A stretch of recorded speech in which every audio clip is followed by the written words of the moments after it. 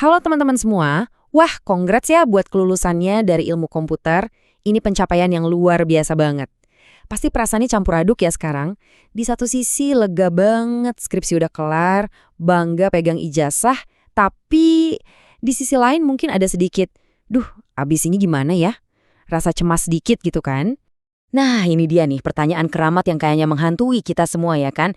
Setelah semua drama begadang, revisi skripsi yang gak ada habisnya, semua perjuangan itu, sekarang pertanyaannya cuma satu. Lalu apa? Apa langkah selanjutnya? Emangnya tujuan kita kuliah susah-susah cuma buat dapat kerjaan dan gaji oke? Apa cuma itu? Coba deh, kita geser sedikit cara pandangnya. Gimana kalau kelulusan ini sebetulnya bukan garis finish? Justru ini adalah garis start. Iya, garis start untuk sebuah panggilan yang baru, sebuah misi yang udah Tuhan siapkan khusus buat kita para lulusan IT. Oke, sekarang kita bedah lebih dalam ya.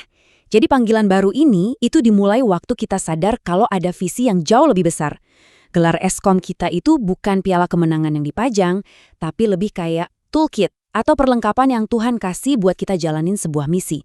Misi apa? Yaitu menjadi seorang profesional di dunia teknologi yang hidupnya itu berpegang teguh sama firman Tuhan.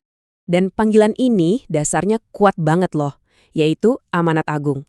Nah, yang keren dari perintah ini tuh ada di kata bangsa. Coba pikirin deh, bangsa di sini tuh nggak cuma ngomongin negara atau geografi, kantor tempat kamu kerja nanti, startup yang mungkin kamu bangun, atau bahkan komunitas developer kamu.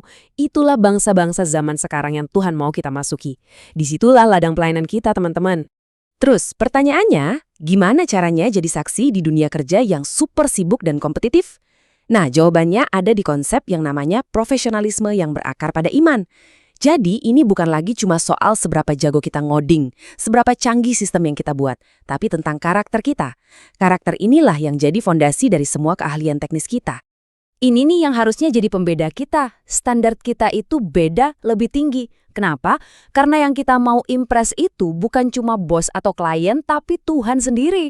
Artinya apa? Artinya jujur dalam tiap proyek, tanggung jawab penuh sama kerjaan, dan hati yang tulus melayani. Itu semua harus jadi default setting kita, jadi setelan pabriknya seorang profesional Kristen. Dan ayat di Kolose ini, wah ini ngena banget, bener-bener ngerangkum semuanya. Coba deh bayangin, setiap baris kode yang kita ketik, setiap meeting yang kita hadiri, bahkan cara kita balas email rekan kerja, semua itu bisa jadi ibadah loh. Setiap tugas sekecil apapun, jadi kesempatan emas buat nunjukin karakter Kristus di tengah-tengah dunia kerja yang serba cepat. Oke, sekarang kita masuk ke bagian yang paling praktis. Terus wujud nyatanya gimana di kantor? Nah, Yesus sendiri kasih kita dua metafora yang kuat banget di Matius 5. Kita ini dipanggil untuk jadi garam dan terang. Apa sih maksudnya? Yuk kita bedah satu-satu. Coba perhatiin ya, cara kerja garam dan terang ini beda. Garam itu kerjanya di dalam, nggak kelihatan langsung. Dia ngasih rasa ke budaya kantor kita, mencegah pembusukan moral. Contohnya, mungkin kita berani ngomong pas ada rencana pakai data customer cara nggak etis. Atau kita nolak ambil jalan pintas yang nurunin kualitas produk. Nah kalau terang, kerjanya dari luar, kelihatan sama semua orang. Kualitas kerja kita yang excellent, cara kita bangun tim yang saling dukung, bukannya saling sikut. Nah itu semua jadi cahaya yang bikin orang lain melihat kemuliaan Tuhan. Peran sebagai garam ini krusial banget. Peringatan Yesus supaya garam jangan sampai jadi tawar, wah itu relevan banget di dunia kerja. Tawar itu artinya apa? Ya artinya kita jadi ikut-ikutan arus, jadi kompromi. Kita harus jaga keunikan kita sebagai anak Tuhan. Justru waktu kita berani bilang enggak sama hal yang salah, walau itu bikin kita enggak populer, disitulah kita benar-benar jadi garam. Nah, kalau jadi terang, ini adalah kesaksian yang bisa dilihat langsung. Kualitas kerja kita yang di atas rata-rata, cara kita ngomong sama teman kerja, bahkan ketenangan kita pas dikejar deadline, semua itu jadi cahaya yang bersinar. Dan tujuannya jelas ya, bukan buat pamer atau sombong, tapi supaya orang di sekitar kita melihat ada yang beda dalam diri kita. Dan lewat perbuatan baik kita itu, nama Bapa di sorga yang dipermuliakan. Ya, kita semua tahu lah ya ngomongin ini gampang. Tapi ngejalaninnya nggak mudah. Dunia kerja itu punya aturannya sendiri, tekanannya sendiri, godaannya sendiri, yang seringkali tabrakan sama nilai-nilai kerajaan Allah. Makanya kita butuh banget komitmen yang kokoh. Ayat dari Roma ini bisa jadi jangkar kita. ini adalah komitmen buat sadar-sadar menolak terseret arus negatif di kantor. Sebaliknya, kita justru biarin pikiran kita diupdate terus-menerus sama kebenaran firman Tuhan.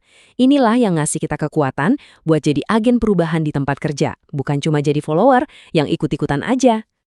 Dengar semua ini, mungkin ada yang mikir, waduh, berat juga ya panggilannya. Dan kamu bener, panggilan ini memang berat. Tapi justru karena berat dan butuh komitmen yang kuat, Tuhan itu dari awal nggak pernah rancang kita buat jalan sendirian. Kita diciptakan buat berjuang bareng-bareng di dalam sebuah komunitas. Coba deh, kita jujur sama diri sendiri. Kira-kira sanggup nggak kita jaga integritas, tetap jadi garam dan terang di tengah semua tekanan dunia profesional, kalau kita jalan sendirian? Kayaknya kita semua udah tahu jawabannya ya. Firman Tuhan sendiri yang bilang kalau kebersamaan itu punya kekuatan. Komunitas itu entah cuma 1-2 teman seiman di kantor atau jaringan alumni Kristen yang lebih besar. Itu fungsinya kayak jaring pengaman rohani. Tempat kita bisa saling topang pas lagi capek, saling ingetin kalau ada yang mulai miring-miring, dan saling semangatin buat terus maju. Nah, inilah kenapa penting banget buat kita tetap terhubung. Persekutuan alumni itu bukan cuma buat kangen-kangenan masa kuliah, tapi ini sumber kekuatan yang real. Ini safe place buat kita cerita soal tantangan di kerjaan, tempat kita belajar dari kakak-kakak yang lebih senior, dan yang paling penting, tempat kita saling bantu jagain supaya api panggilan ini nggak padam. Jadi, inilah identitas baru kita yang utuh. 3 hal yang nggak bisa dipisahin.